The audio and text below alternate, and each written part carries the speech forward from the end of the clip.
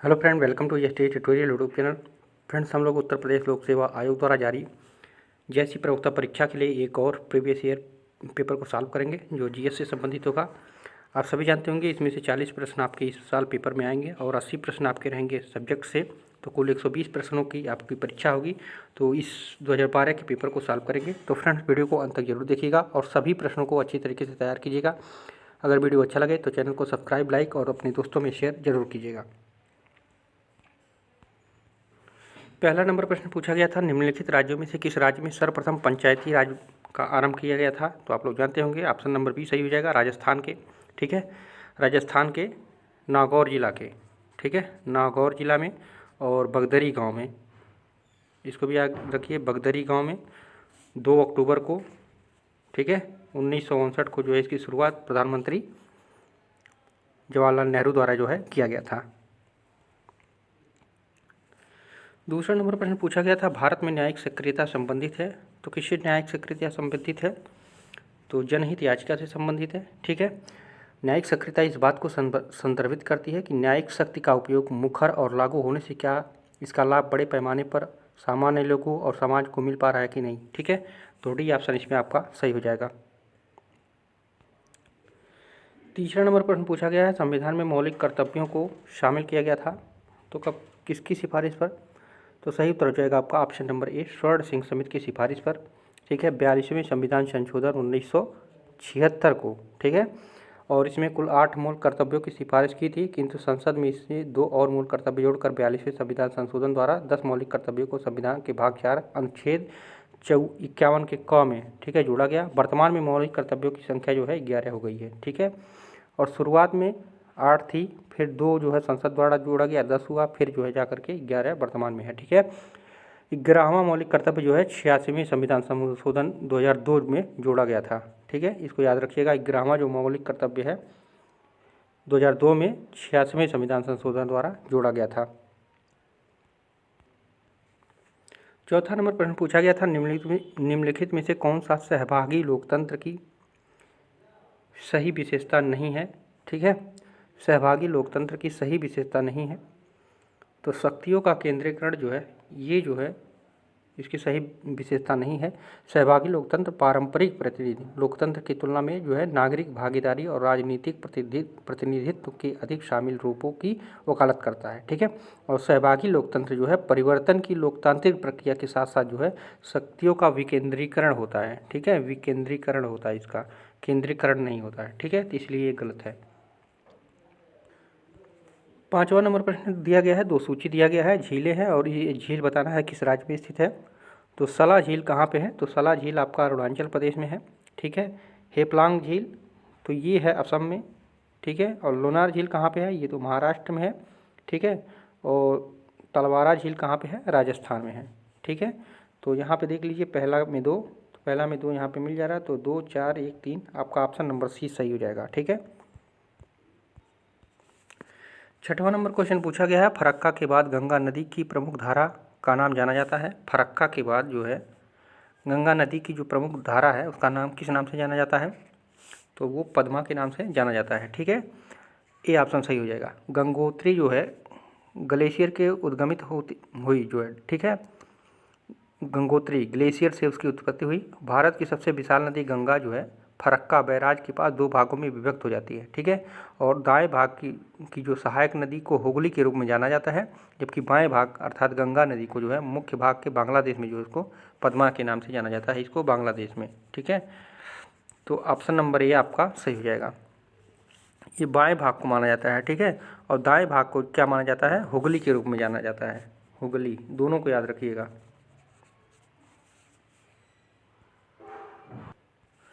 7वां number प्रश्न है, भारत में कन्याकुमारी अवस्थित है? तो कन्याकुमारी भारत में कहाँ पे अवस्थित है?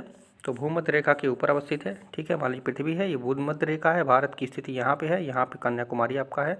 ठीक है, तो भूमध्य रेखा के ये ऊपर उत्तर होता है, दक्षिण पूरब पश्चिम। ठीक है, तो ये उत्तर में स्थित है, डी ऑप्शन आपका इसमें सही हो जाएगा। 8वां नंबर पूछा गया था, निम्नलिखित नहरों में से कौन अटलांटिक प्रशांत महासागरों को जोड़ती है? अटलांटिक और प्रशांत महासागरों को जोड़ती है कौन सी नहर? तो ये पनामा नहर है। ठीक है, अटलांटिक महासागर और प्रशांत महासागर को जोड़ने वाली नहर जो है पनामा है। यह मानव निर्मित एवं जलमार्ग अथवा जलयान नहर जो पनामा में स्थित है, ठीक है, ये मानव निर्मित है, ठीक है, मानव द्वारा बनाया गया नहर है। 9वां नंबर प्रश्न है, निम्नलिखित में से कौन सा सुमेलित नहीं है पूछा है। इधर जलप्रपात है, ठीक है, इसकी स्थिति ये कहाँ पे स्थित है ये जलप्रपात, ये बताना है। तो केटूर प्रपात ब्राज़ील, तो पहला ही गलत है। केटूर जो है ब्राज़ील में नहीं है, ये कहाँ है, गुयाना में है, ठीक है, गुयाना में है। और जोहान्सबर्ग प्रपात संयुक्त राज्य अमेरिका में, सही है। और चैम्बरलेन प्रपात न्यूजीलैंड में, ये भी सही है। और गोक्टा प्रपात पेरू में है, ये भी सही है, ठीक है। तो प्रश्न के अनुसार आपका नहीं पूछा है तो आपका ये गलत हो जाएगा। ये कहाँ पे है, गुयाना में। 10वां नंबर प्रश्न है, नाबार्ड के संबंध में निम्न कथनों पर आपको विचार करना है, बताना है कौन सा इसमें से सत्य है, ठीक है। तो नाबार्ड की स्थापना 1982 में हुई, तो बिल्कुल सत्य है, ठीक है। 12 जुलाई 1982 को हुई थी नाबार्ड की स्थापना। यह आरबीआई की सहायक नहीं है, तो बिल्कुल सही है, यह आरबीआई का सहायक नहीं है, ठीक है।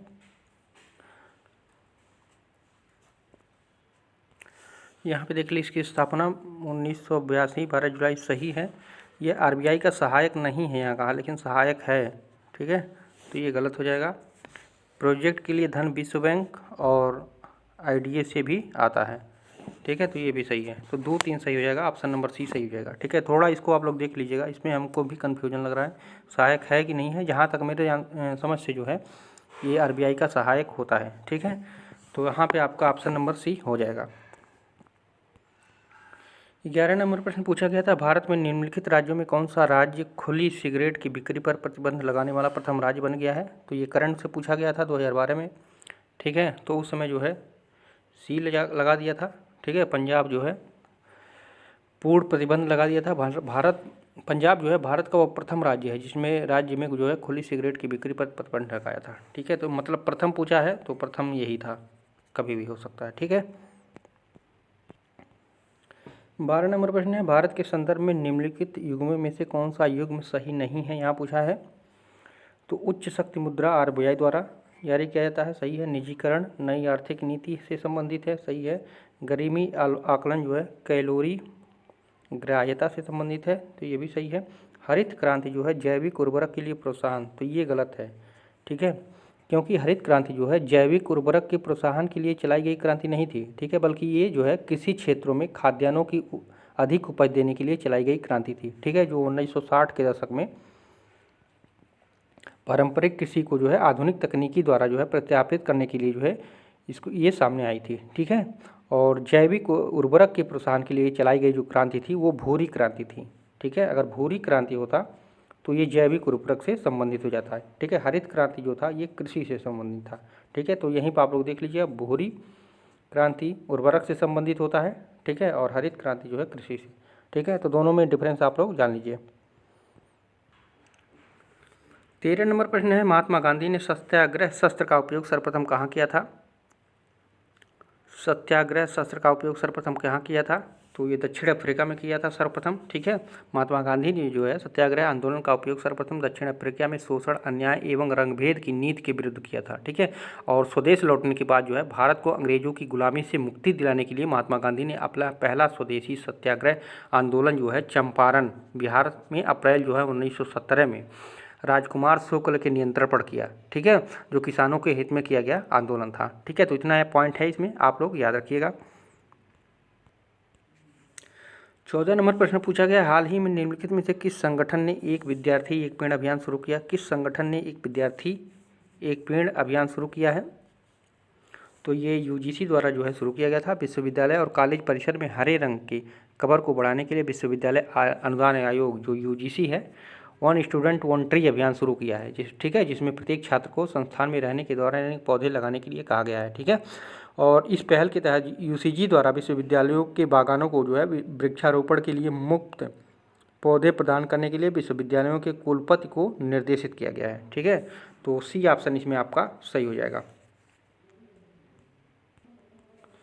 15वां नंबर प्रश्न है, खिलाड़ी द्रोणविल हरिका का किससे संबंधित है। ये खिलाड़ी हैं द्रोणविल हरिका, तो ये शतरंज के खिलाड़ी हैं, ठीक है, शतरंज के खिलाड़ी हैं।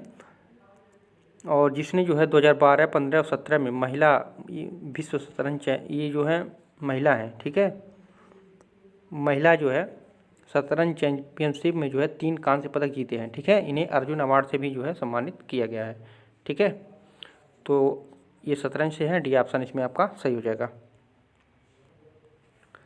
16 नंबर प्रश्न पूछा गया, निम्नलिखित में से किसने हारनविल महोत्सव का उद्घाटन जो है दिसंबर 2014 में किया था?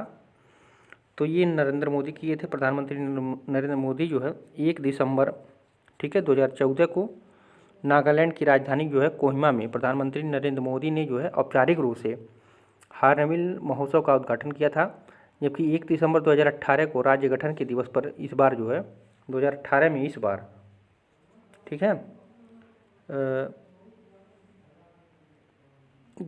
गृह मंत्री जो थे उसमें राजनाथ सिंह, उन्होंने हारनविल महोत्सव का जो है उद्घाटन किया था, ठीक है। तो दोनों को याद रखिएगा।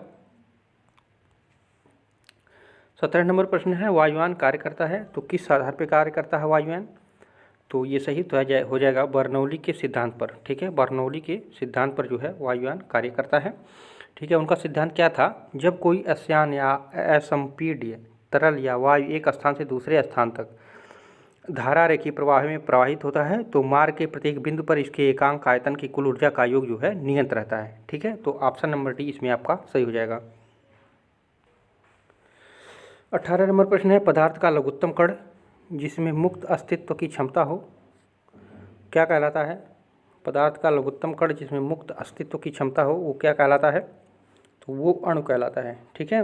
किसी पदार्थ का लघुत्तम कण परमाणु होता है, किंतु परमाणु मुक्त अवस्था या स्वतंत्र अवस्था में नहीं रह सकता। इस प्रकार किसी पदार्थ का लघुत्तम कण अणु होगा, ठीक है, जो 2 या 2 से अधिक परमाणुओं के संयोग से बना होता है और मुक्त अवस्था या स्वतंत्र अवस्था में रह सकता है, ठीक है। उसी को जो है हम अणु कहते हैं, ठीक है। तो मुक्त अस्तित्व में की क्षमता रखता है कौन? अणु, ठीक है। तो सी ऑप्शन सही हो जाएगा। 19 नंबर प्रश्न है, राष्ट्रीय विज्ञान दिवस किस तिथि को मनाया जाता है?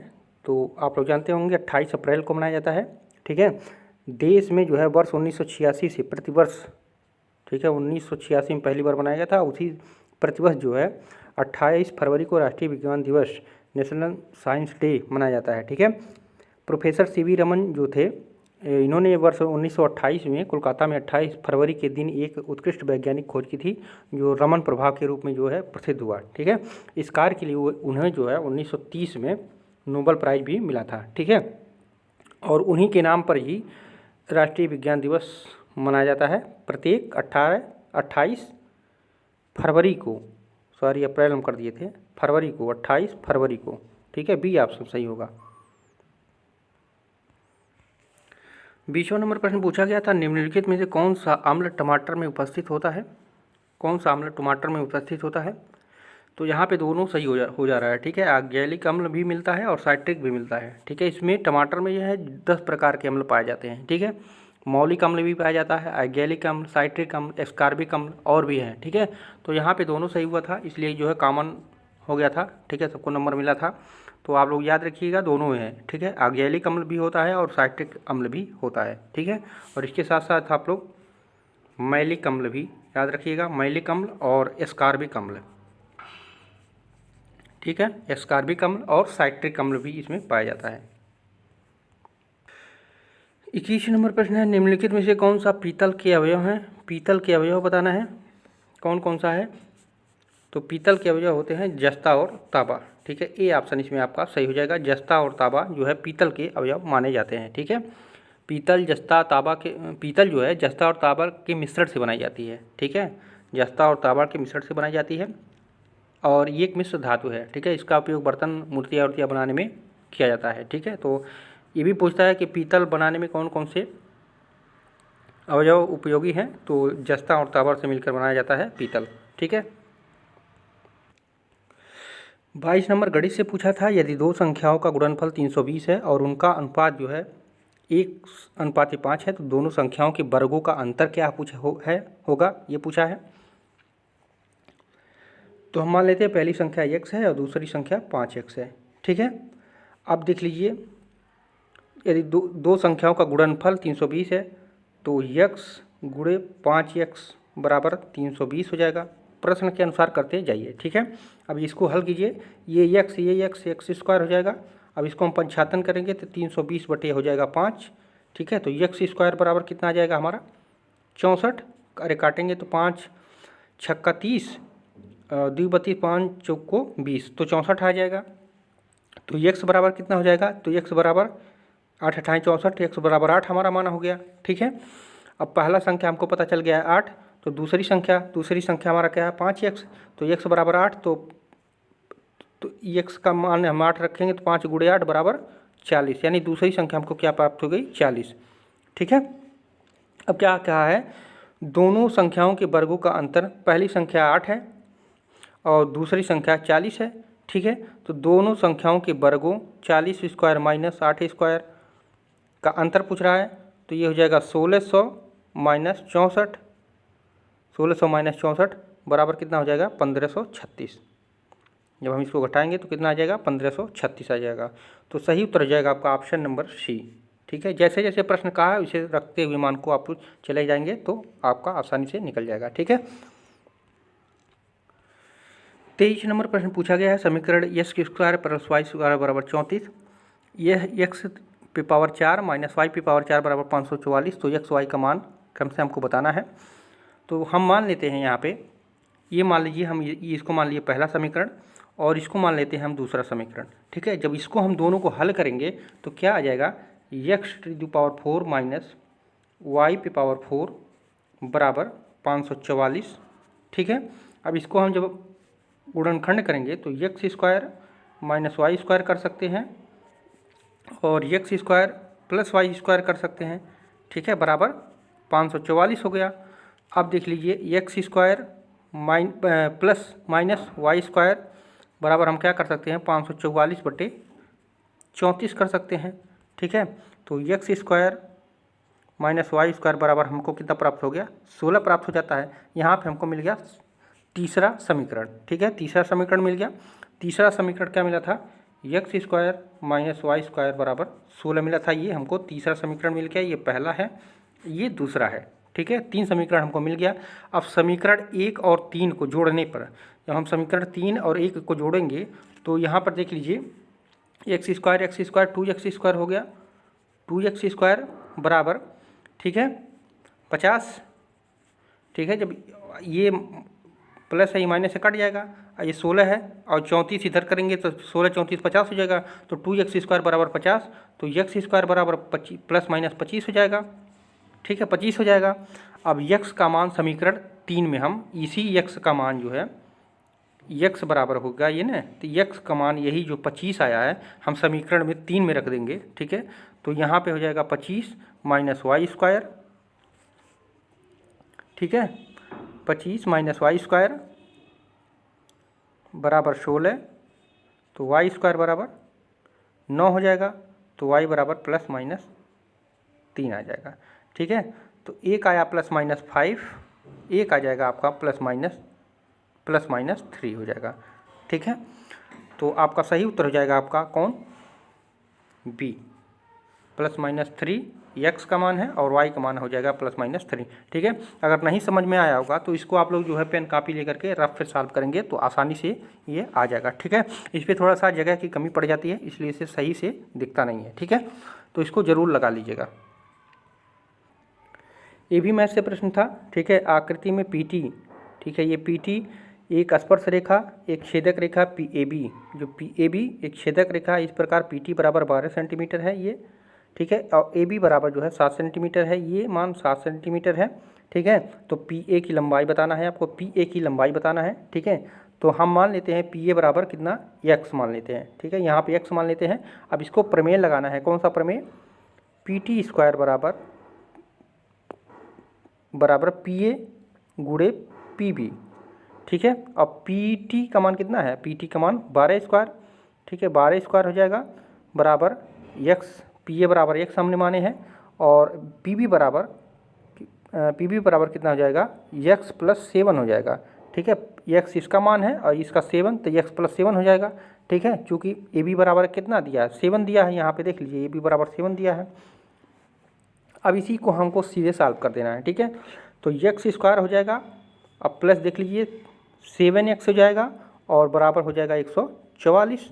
ठीक है, अब एक्स स्क्वायर बराबर 7x माइनस 144 हो जाएगा, बराबर कितना हो जाएगा 0 हो जाएगा। अब देख लीजिए यहाँ पे एक्स स्क्वायर प्लस कितना हो गया 16x हो गया माइनस 9x माइनस 144 बराबर कितना हो गया 16 हो गया।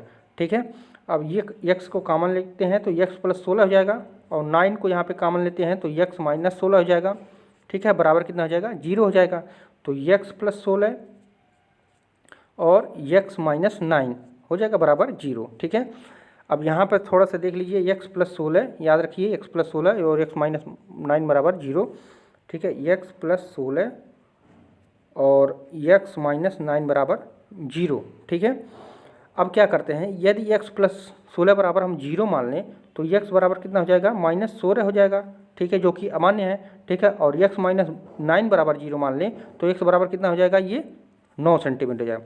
ये देख लीजिए x माइनस, अगर हम x प्लस 16 को देख लीजिए यहाँ पे x प्लस 16 को अगर हम x प्लस 16 करेंगे तो x बराबर माइनस 16 हो जाएगा। ठीक है, माइनस 16 हो जाएगा, जो कि ये माइनस ऋणात्मक इसमें मान्य नहीं होता है। और x प्लस जब हम 9 मान रहे हैं, x माइनस 9 बराबर 0 मान रहे हैं तो x का मान इधर जाएगा तो प्लस में हो जाएगा तो 9 हो जाएगा। यानी P की जो लंबाई हो जाएगी 9 हो जाएगी, 9 सेंटीमीटर। ये आपका मान PA की लंबाई कितनी हो जाएगी 9 सेंटीमीटर। ठीक है, ऋणात्मक तो होगा नहीं। ठीक है, तो पहला वैल्यू आपका यहाँ पे ख़त्म हो जाता है, दूसरा वैल्यू जो है आपका सही हो जाता है।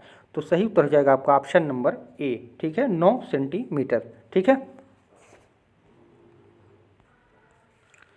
25वां नंबर प्रश्न है, दो गोलों के आयतन में 64:27 का अनुपात है, उनके पृष्ठों के क्षेत्रफल का अनुपात है।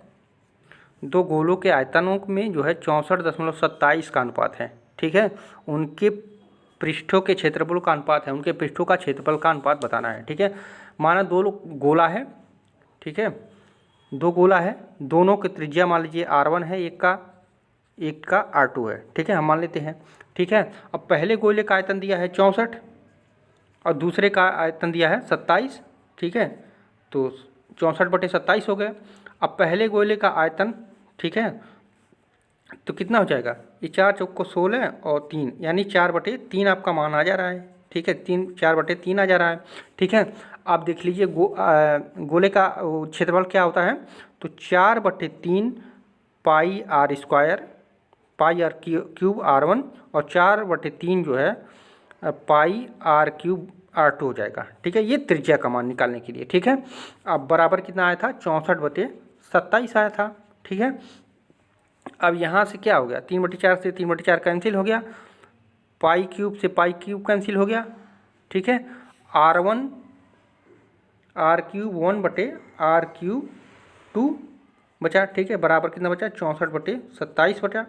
ठीक है, तो R1/R2 बराबर कितना हो जाएगा आपका 4/3 आ जाएगा। ठीक है, अब इसी तरह से हमको क्या करना होगा, ठीक है, पहले गोले का पृष्ठ क्षेत्रफल निकालना होगा। ये तो आयतन निकला है, और दूसरे गोले का जो है क्षेत्रफल निकालना होगा। तो ये क्या होता है 4/पाई R स्क्वायर 1 और 4 पाई R स्क्वायर 2। अब इसका हम क्षेत्रफल निकाल रहे हैं। ठीक है, क्षेत्रफल निकाल रहे हैं। ठीक है, अब देख लीजिए R1/R2 का होल स्क्वायर बराबर 4/3 का होल स्क्वायर। ठीक है, क्षेत्रफल कितना निकला था, अरे आयतन कितना निकला था, तो 4/3 निकला था। तब ये क्या हो जाएगा 16 आपका 4 चौको 16 3 त्रिका 9। ठीक है, तो ये हो जाएगा आपका 16:9, इसका सही आंसर आ जाएगा। ठीक है, पहले आयतन निकाल करके आयतन का मान जो होगा वो क्षेत्रफल के अनुपात में, क्षेत्रफल में रख करके उसके अनुपात को भी हम, अरे आयतन को भी हम निकालेंगे तो उसका जो है जो वैल्यू आएगा वही हमारा जो है अनुपात हो जाएगा। ठीक है, तो सही उत्तर हो जाएगा आपका ऑप्शन नंबर डी। ठीक है, इसको आप लोग सॉल्व कीजिएगा रफ पे खुद। ठीक है, तो अच्छी तरीके से समझ आएगा, स्क्रीनशॉट कर लीजिएगा क्वेश्चन को और अच्छी तरीके से सॉल्व कीजिएगा। 26वां नंबर प्रश्न है, निम्नलिखित में से कौन सी फसल उकठा बीमारी से प्रभावित होती है। कौन सी फसल जो है उकठा बीमारी से, ठीक है, तो अरहर में उकठा लगता है ना, अरहर में। ठीक है, उकठा बीमारी अरहर की फसल को प्रभावित करती है, जिसमें पौधे की जो है संवहनी प्रणाली जो है नष्ट हो जाती है। ठीक है, उकठा बीमारी पौधे में प्रायः जो है फ्यूजेरियम उडम नामक कवक द्वारा जो है होता है। ठीक है, ये याद रखिएगा, फ्यूजेरियम उडम। ठीक है, इसको याद रखिएगा। 27 नंबर प्रश्न पूछा गया था, आर्थिक एवं जैविक उपजों का अनुपात कहलाता है। तो आर्थिक एवं जैविक, ठीक है, उपजों का जो अनुपात होता है वो कहलाता है, क्या कहलाता है?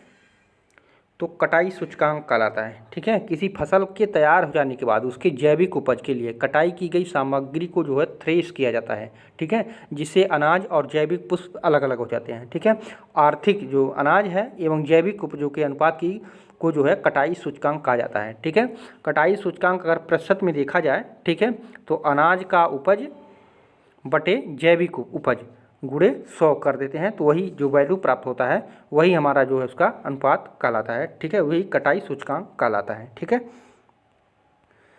28 नंबर प्रश्न है, आधारी बीज पैदा होता है। आधारी बीज कैसे पैदा किया जाता है?